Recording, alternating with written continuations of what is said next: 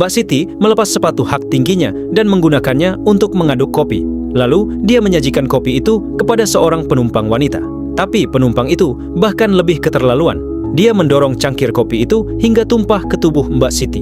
Tubuh Mbak Siti melepuh karena tersiram kopi panas. Ia tak punya pilihan selain mundur karena penumpang itu adalah seorang putri kerajaan yang telah menyewa seluruh pesawat.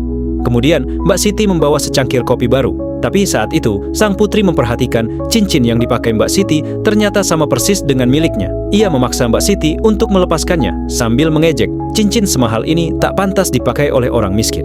Lalu, dia menjatuhkan cincin itu ke lantai dan menginjaknya. Mbak Siti merasa sangat terhina. Di dapur pesawat, Mbak Siti dipenuhi amarah. Dia merencanakan balas dendam karena tahu sang putri alergi terhadap udang, maka dia sengaja menyajikan hidangan mie seafood dan memilahkan udangnya. Setelah itu, dia menyajikannya sebagai makan siang sang putri. Tanpa curiga, sang putri memakannya. Tak lama kemudian, terdengar suara batuk keras dari dalam kabin. Saat Mbak Siti memeriksa, wajah dan mata sang putri sudah memerah. Melihat itu, Mbak Siti ketakutan.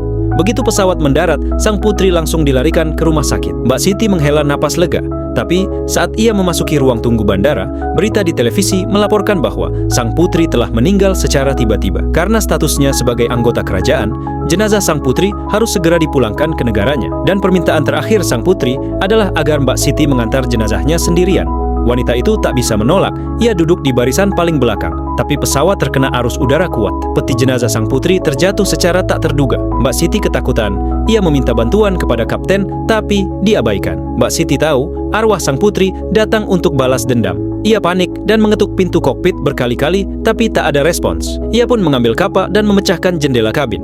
Kapten mengira Mbak Siti sudah gila, jadi ia mengikatnya ke kursi. Peti jenazah itu kini menghadap langsung ke arah Mbak Siti. Dan benar saja, tragedi mengerikan pun terjadi. Setelah pesawat mendarat, pengawal kerajaan masuk ke dalam kabin dan menyaksikan pemandangan mengerikan. Mbak Siti berlutut di depan sang putri.